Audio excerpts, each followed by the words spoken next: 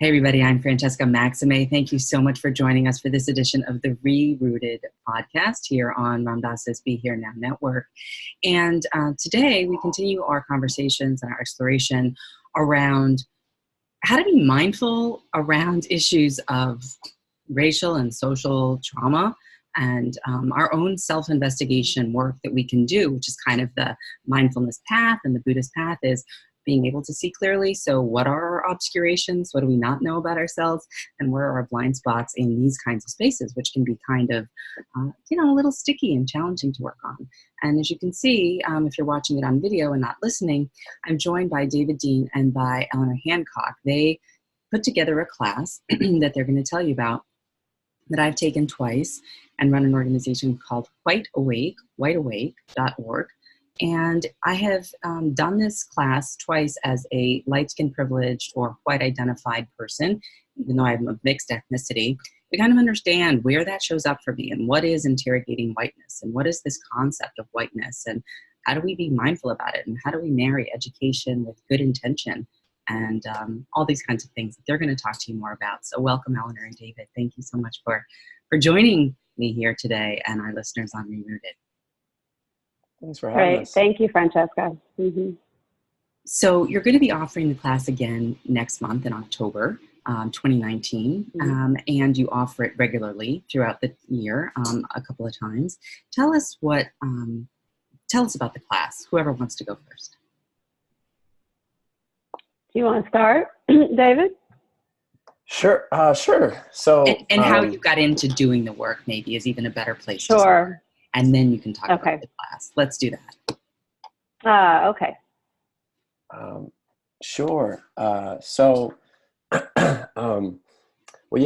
Eleanor is obviously the director of White Awake and has put in all this work to build up that platform. And I connected with Eleanor about three and a half years ago, after I had spent a lot of time working for people of color-led organizations for racial justice and indigenous sovereignty, and realized that even though I was doing positive work and building great relationships in those settings, that I had a lot to unpack in myself and a lot more learning that I wanted to do to understand my role in creating social change in the world as a white man, and understand a lot of the feelings of shame and difficulty and some of the blocks that I had while trying to do that work. And also had a lot of curiosity too about my own history and understanding what were actually the forces that set my ancestors on this path of complicity in racial harm. And so Eleanor and I were just in a similar place of wanting to investigate in some similar things. And so we came together and just started connecting intellectually on a number of things. And as time went on, we developed this online course called Roots Deeper Than Whiteness.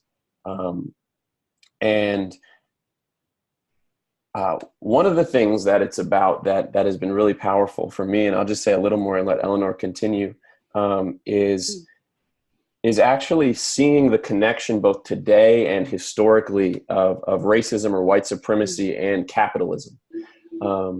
And how so often in this anti-racist world, particularly among white people, we just look at racism in a vacuum.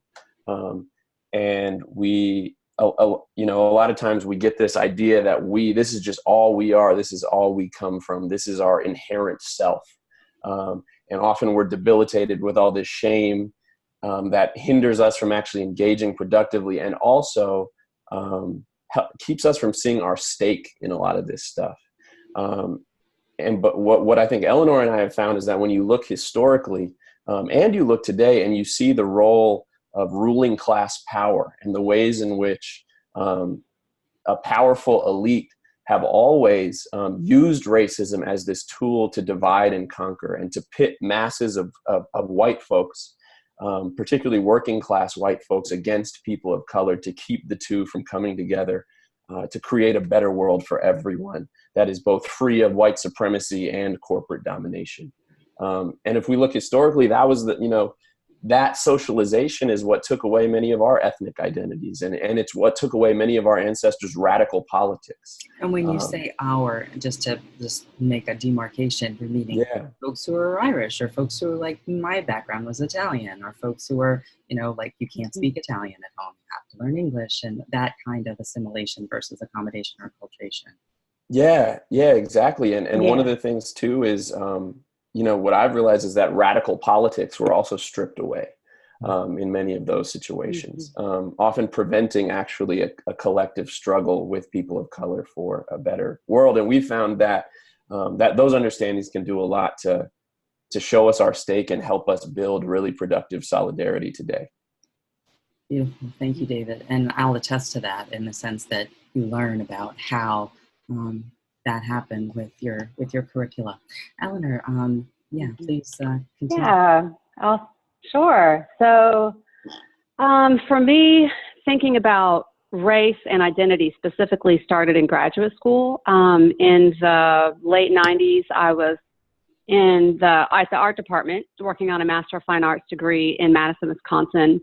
And I ended up taking a performance art class with a Chicana professor who really focused on performance art that was taught by folks of color. And I had moved from Abilene, Texas, where I grew up, and it was just a real eye-opening experience through this, sometimes very conceptual or kind of radical genre of performance art. It was this window into the experiences of folks of color in the United States that I hadn't had before. And as I spent more time in that class, I ended up taking it several times, I began to want to understand how my identity had been shaped. And so at the time, I went to the library, and this book called White Women, Race Matters. It's by a sociologist. I'm not going to say her name off the top of my head, so I won't mess it up. But it just broke down racial construction for white people and some of what was particular about that. So at that point, that was an illuminating experience for me, and it kind of set me up early on in my adult life to be conscious of race and identity.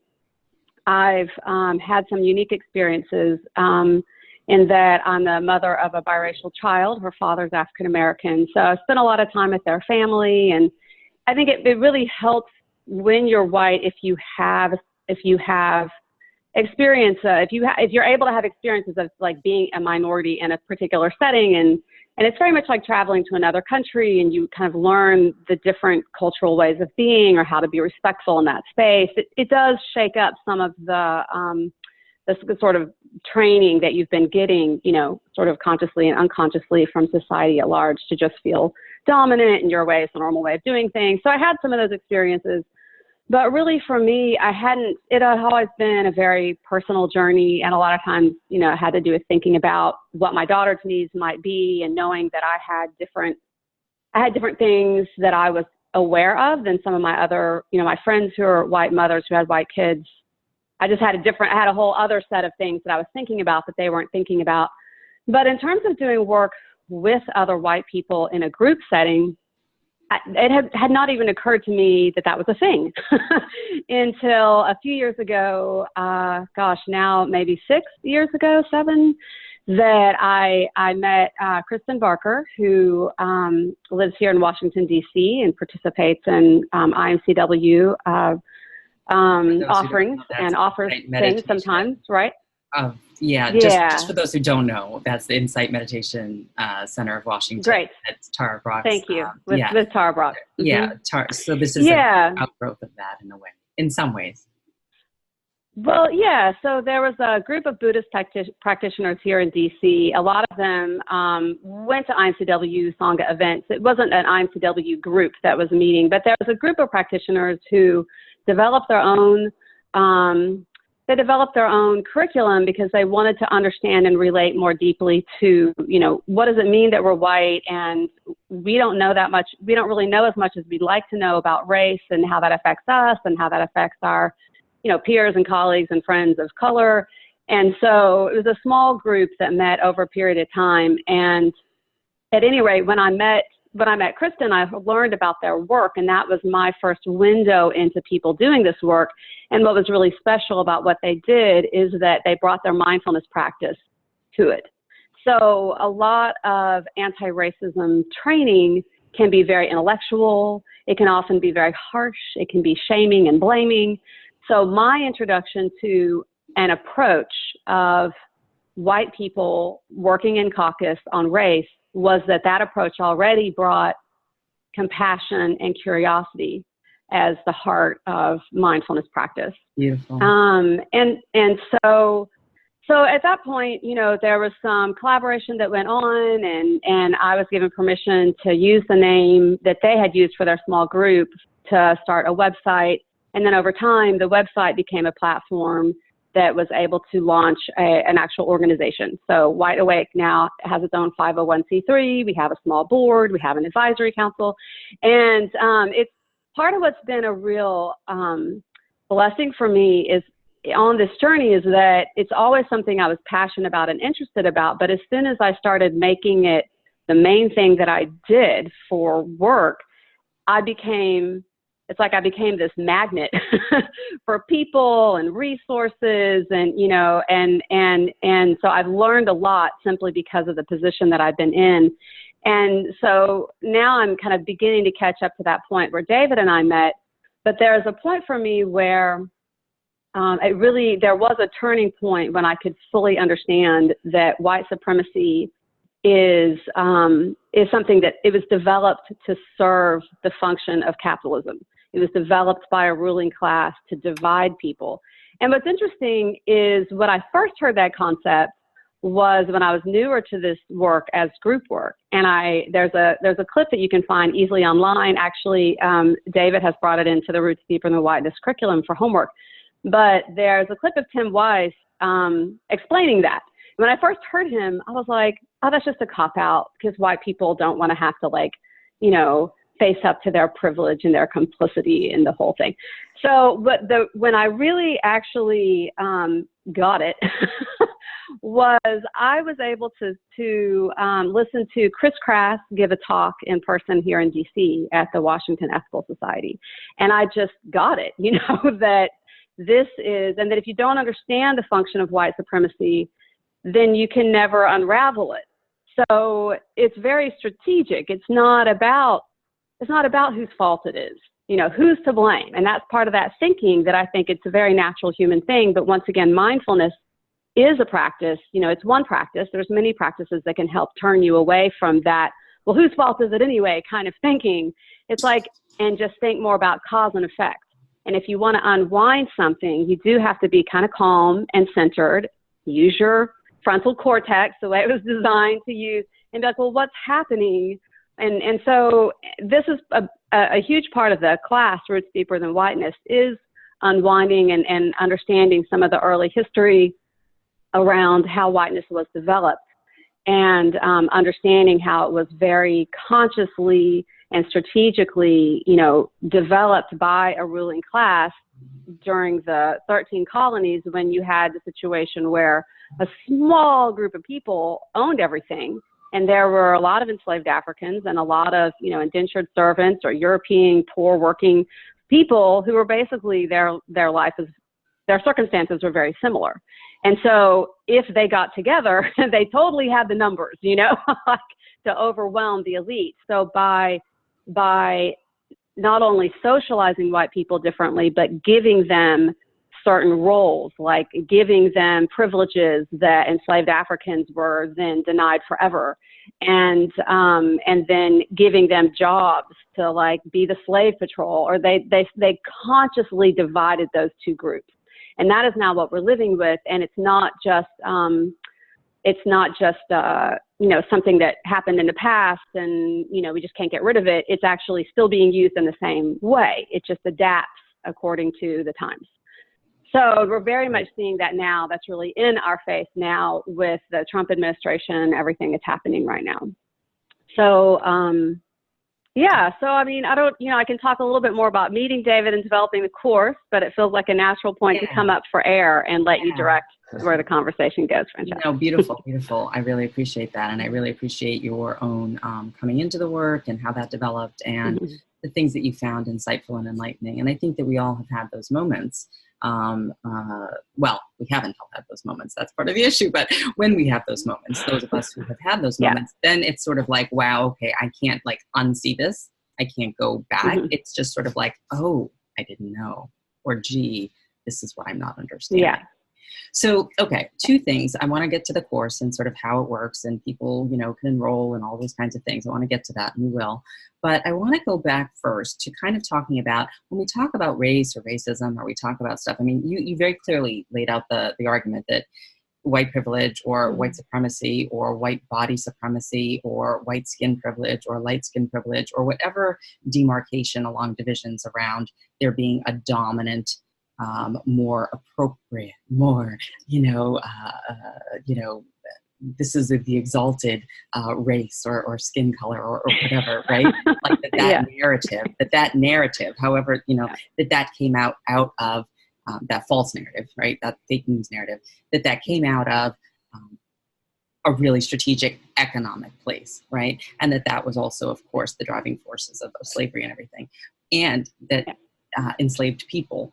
And also, as we know, indigenous genocide and all the other factors that came into play and other ethnic groups that were marginalized along the way. Okay, so it's economic. We get that. We know that if we're taking your argument there. But what is lost? What I'm curious about is what do white people not know? And David was talking about this, and maybe we can unpack that a little more from his side. What is lost from all the folks who did come over, who kind of worked hard, who were given the land when people of color weren't, when they were starting to come together around being poor people together and trying to speak their truth to the folks in power.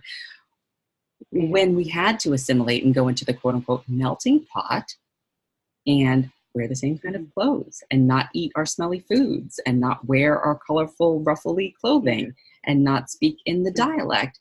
And how does that influence perhaps the neuroses of Americans who are light-skin privileged today, perhaps the feeling of separation that can be pervasive there and not connection to community. Mindfulness communities we know as Sangha is so critical to healing and well-being, and also more of the more natural way of kind of who we are. Because this is a construct. Race is a reality. Racism is a reality, but race itself is, as you said, a construct. So, David, you want to go there? I have I have just something that's on the tip of my tongue that I don't think will be real long. And David, I know you can speak to this really well. I mean, we both can speak to this, but if you don't mind, maybe I'll just take it a little short turn. Go right ahead. And I was just talking. No worries. There was something that you said that triggered a particular chain of thought, Francesca, that white folks were given the land. I think that one thing that's been actually part of when I met David, there was a lot of research that he had already done, and he suggested my reading the Indigenous People's History of the United States of America. There was a lot of filling in some of the gaps for me and bringing in the puzzle pieces that were missing. That was really a beautiful thing about meeting David and being able to share in the research he had already done and talk about these things. But, I think that part of the confusion that white people have when we start to address race is that we still believe that we're all one group and that we have been taught to identify with the ruling class as though we're part of it. And then when we try to break it down, we still seem to think that that's what's going on. So I would say that white people white people have more property ownership. It's true. But white people weren't really given land. It's mixed bag because yes, they were, but they were predominantly used as a force to go out there and do the killing and claim the land and homestead it. And for the most part, they lost that land and had to keep moving. And so there's part of the experience that white people had is of being used. And I think some of the psychology, and we don't even know we've been used. And now we're in another wave of economic, turning where the rich are so much richer. And we can really see how everyone is struggling. Although, there's the wealth gap and obviously, white folks overall have more wealth and have more security, but no one really has the security that they need in this, really divided state economically that we're in. Anyway, that thought was just right on it. Hopefully that made some sense, but I'm going to pass it over to David and then I can take another turn if y'all like. Yeah. No, I appreciate that. And yeah, I guess I was referring to more like when there were opportunities to give some land to folks that were African-American or. I didn't mean that as a correction. It was more like, that just like, other big piece. Put me somewhere. This was like a point that felt important to highlight, and it just made me think of that. And it's a big point of the course to talk about it's offered in the curriculum also. So I'm glad that you made it. And so, David, continue with like, what do we give up? What's been given up? Yeah. And a lot has been given up. Distinct, like white people are not just one group historically, right? And we all have like our distinct ethnic identities, distinct histories of struggle against domination even earlier in Europe. And I think what happens is so many of us have been socialized, even for the masses of Southern and Eastern European immigrants, right, in the early 1900s and late 1800s. We talk about in the course how so many of them were put through mandatory Americanization programs where they were essentially taught that their culture was inferior and pushed to identify with this sanitized, largely false, romanticized history of the white American elite. And I think so many of us, whether we are conscious of it or not, have been pushed to identify with that, with this romanticized false narrative. And so the neuroses you were talking about to me begins to arise when, number one, when we start looking at racism, right? And when those truths are put in front of us, of the reality of white supremacy and colonialism throughout this country's history, sometimes, when we've completely forgotten our own stories originally, and then this is our only way of identifying with this false narrative, then when that false narrative is delegitimized, we're often just like stuck in disintegration, right? In this fight, flight, or freeze space. And to me, that's why so many people, when faced with this stuff, turn to one of those fight, flight, or freeze responses. They run away and segregate themselves from it, or they turn defensive and actually sometimes even move to the point of resisting movements for racial justice, or like so many people sort of who are on the white anti-racist left, just turn inward and sort of like feel stuck in shame and even project their shame onto all these other white people and try to be the best white person, right? But I think what the course does is that when you can reconnect to that larger narrative and understand the processes by which your ancestors were socialized and for what purposes that happened, then we can have the opportunity to actually re-identify with some of who we actually come from. We can find the opportunity to identify with multiracial movements for collective liberation that still persisted despite all this history. We can just understand our story and what actually happened, right?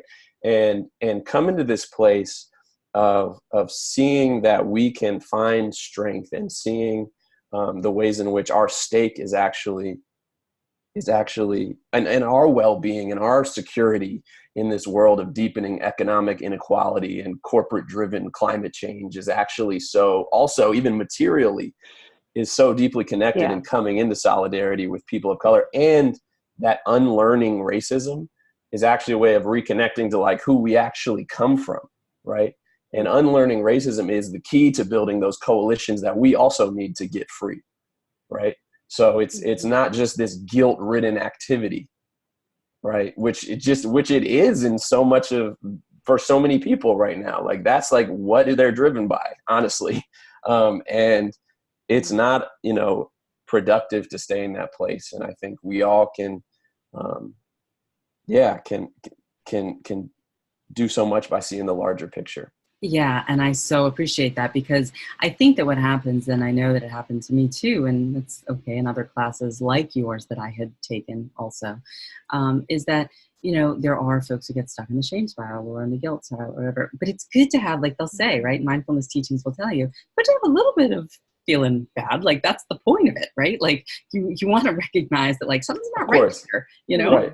But that whole piece of it becoming toxic or overwhelming or mobilizing or whatever it is, like, you know, it doesn't actually do anything, and it doesn't allow us to move into that space of mindful compassion and wise action and find more balance and equanimity, which if you look at the nature of things as everything's interrelated, then we naturally would be connected, and we were never separate. But this sort of constant field of pushing the separation can make us feel like we're going bananas. And to reconnect for white people too, is what I'm saying, not just for those who are on the pushed into the margins.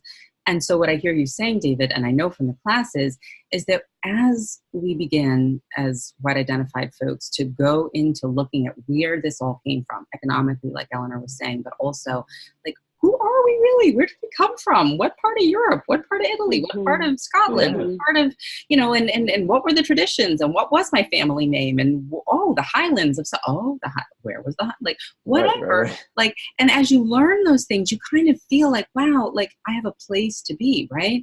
So I can interrogate whiteness as a construct here as it presents itself alongside racism here in America today.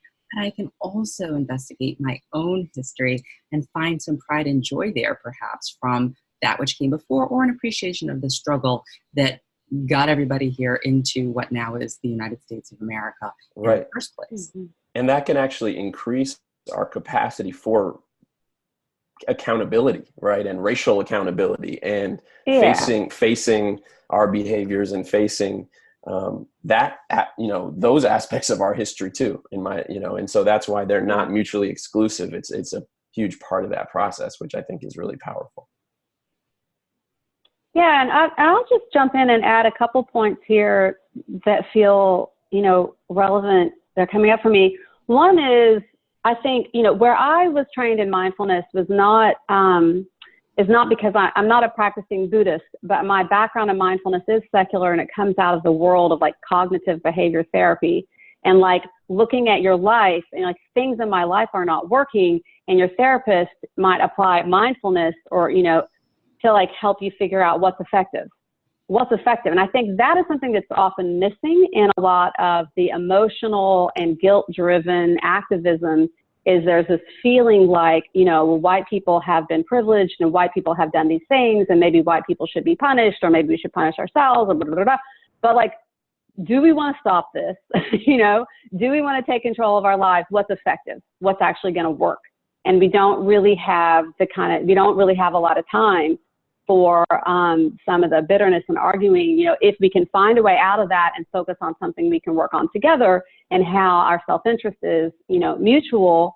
And in that context, white people can understand they can break down some of their bias or some of their microaggressions that they don't realize they're doing, but it's in relationship with people as peers who we're trying to get out of this thing together. Because at this point, it's, you know, the only thing I think that's helpful about what we're going through right now is that it's so obvious what's happening that I think we have a better chance of breaking out of it. But people have been trying to break out of this, you know, since the Roman Empire. I mean, it's been going on a long time, this like the empire mentality, the small group of people who are dominating masses of people and destroying the environment and destroying indigenous traditions. It's been going on so long, but understanding that we have ancestry somewhere that is connected to resistance of that, you know, is something that David has touched on. The other point that I wanted to kind of bring out is that part of what changes is not just, I think that, you know, White Awake offers a whole ancestral recovery course as well that goes in even deeper to like, well, who are your people and where are they from and how can we put that into historical context? But I think there's another part of it that, you know, some people are less attracted to that than others. And I don't feel like I think it's important to know that story, just to know something about where your people come from. But I don't think you have to understand their traditions and try to replicate that stuff.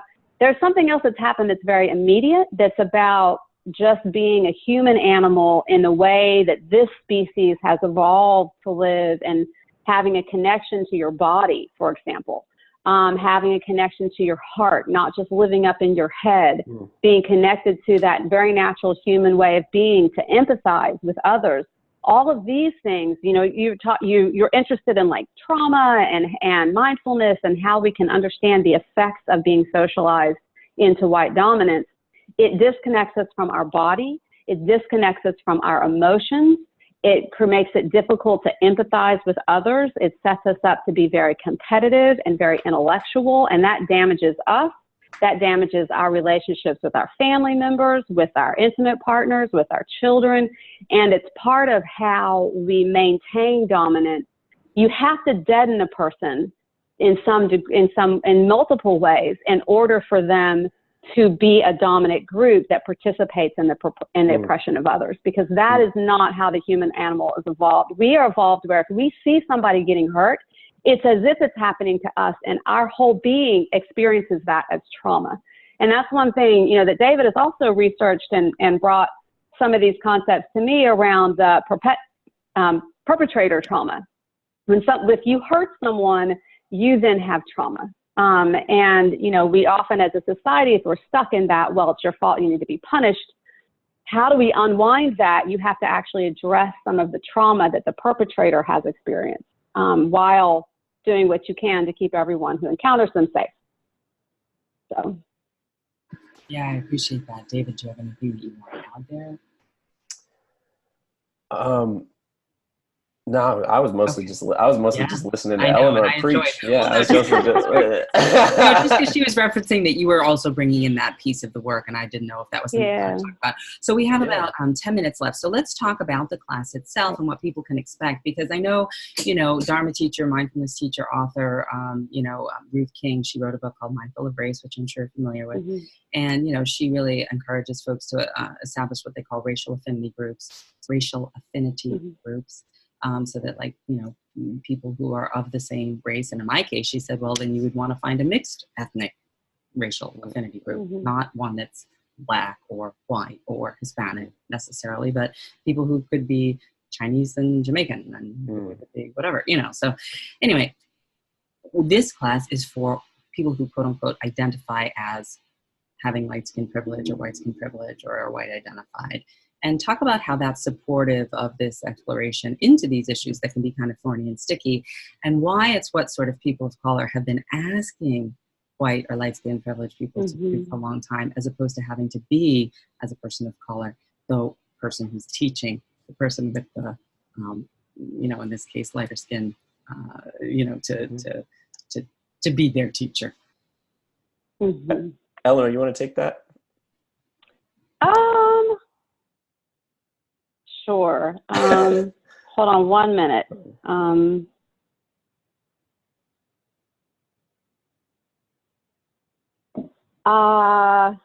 Yeah, so one of the things that we've, as part of our growth as an organization and offering these courses, we've realized that we need to be much more explicit about whether or not a course is a caucus, and have a way of explaining that as people are registering. So if you go through the registration process, you'll see you're asked to read the ground rules for this course, and that'll include a more detailed explanation of caucusing.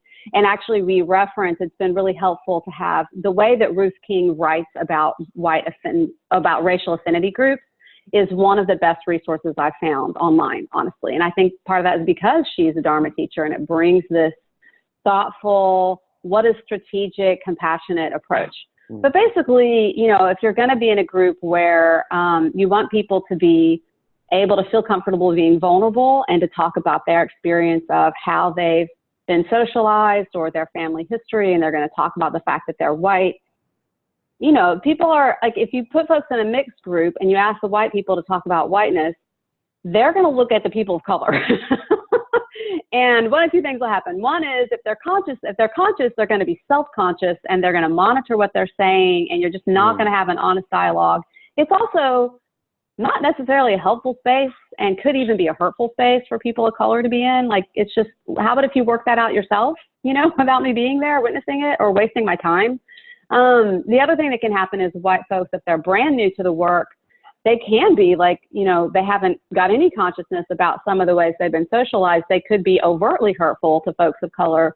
It's just, there's no need to do that. Sometimes one of the comparisons I make is that I feel like it's a really beautiful thing when men get together and talk about how they've been socialized into masculinity. And it would be strange. There's work that they can't do if I'm there as a woman.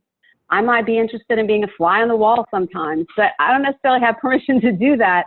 And I certainly can't tell them what they need to do because I didn't have that experience. I had the experience of being socialized as a woman and experiencing sexism and gender oppression, but I don't know the inner workings of what that's like for men. Men know that because they experience that. And I think that's another thing that, your listeners who have a Buddhist practice or a mindfulness practice might really be able to appreciate is that inner knowing.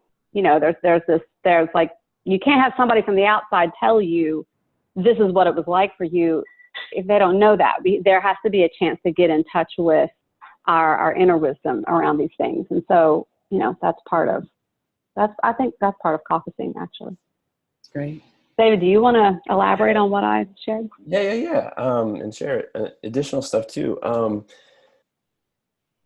I also think that caucusing is one method that we use in this way. And there's also, a lot of value at times in multiracial dialogue about race. And there can be, if it's held right. And there's definitely value, and almost this is not supposed to be some isolated thing, but it's supposed to support people in engagement in multiracial activism.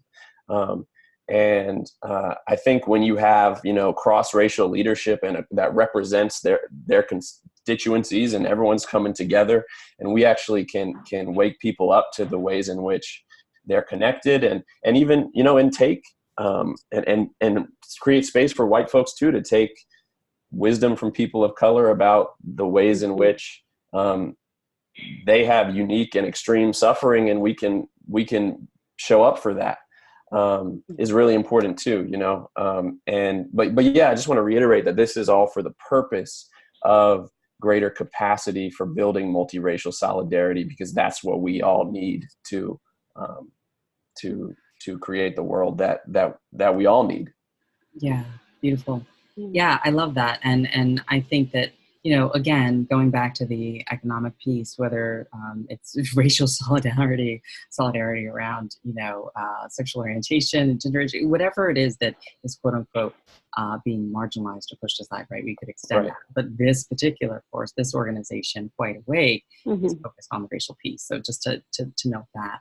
So we have about 5 more minutes, and I would wonder if you want to talk a little bit about the folks who, taken the class and sort of some of the things that maybe they've been able to share about, like, I came in with this happened, this is where this was my light bulb moment, and then, where people can enroll and how long it is and how much it costs. We've definitely got, definitely when people fill out the surveys, there's a strong impression that people put things together around the relationship between capitalism and white supremacy in a way that was new for them. And that was a really powerful experience from the course. Otherwise, I feel like there's a general sense I have that people have a really, empowering experience, but I'm not pulling stuff right off the top of my head about really specific things that people have said. Yeah. One thing that I think, and Eleanor, I think you'll agree with this too, is part of what I was talking about earlier about, and what I think this learning and stuff has done for me too, and us, is getting out of that fight, flight, or freeze space, which for many of the participants of this course, and people who would take stuff like this, is almost that freeze and stuck in shame. And literally, I just led a small in-person thing out here in the Bay Area where I am, and people, after it was over, wrote things on big pieces of paper, just answering questions about kind of like different types of things they learned. And one prompt was, I used to think blank, but now I think blank. And people literally were talking about, like, they used to think that, like, they were, like, inherently evil, you know, literally, or like that this was their only heritage, right? And and that actually keeps people from facing the harm, right? That keeps people, if you, and we see that in all sorts of different ways of addressing trauma, right? When you even, you know, my partner works with men in prison who've committed serious harm. And if they're stuck in their shame, and if they don't understand the forces that took them on that path, then they can't be accountable, you know, and they can't grow, and they can't see how their well-being is connected to transforming. Yeah, and I think that's why I always try to emphasize, like, you know, there's nothing wrong with you, and we're all heavily conditioned, and we have to be aware of that enough to be able to then move out of the amygdala activation and the fight, flight, freeze into sort of unpacking whatever's in our limbic, you know, sort of midbrain, and all our emotional learnings, and, you know, that's where the biases live, and you know, all these things that are adaptive, to be able to get more online and use that prefrontal cortex to engage in this kind of solidarity work and connected work, right? This is like, if we're feeling lonely and separated, this is the antidote. It's like, this is good for you. It's vulnerable and it's difficult, it's challenging, but you're doing it in a safe community, or as safe a community as can be created. And you're going to be able to move through it, like have faith in that. And that is a leap of faith in a way. But it maybe feels a little better than being stuck in that shame. You know, it's really, And people definitely have the experience of feeling connected to the community, to the other participants that are taking the course, and having this experience of, oh, I'm not alone, and I'm part of this supportive network. The other thing that often people take our courses with a small group, like other folks, you know, who they know locally, maybe other practitioners, if that's where their orientation they're coming from. We've had families actually take. Like, we've had homeschooling families who are like on some eco village, you know, they like have taken Roots Deeper with their kids. And so, you know, we really encourage that. Do you want me to talk a little bit about just registering and accessing the course? Yeah. Is it time for that? When we have a registration for a course that's open, we always have that information on the home page of our site. So you can find it in other places, and on Facebook. If you follow us on Facebook, we post it there. But you can just go to whiteawake.org, and right on the homepage, you can click on a link and you can read all the information, and then you can click through and register. One of the ways that we work is that we don't limit the number of people that take a course. So we might have a lot of people taking an online course together, but when you're inside a live session, we use breakout rooms, and we have like some guided group discussion so that it's interactive and so that you're able to have some small group discussion. Doing it that way allows us to be in a position where we can just accept anything that a person can pay. So money should never be a barrier to taking our courses. If you want to register and can't pay anything, that's fine.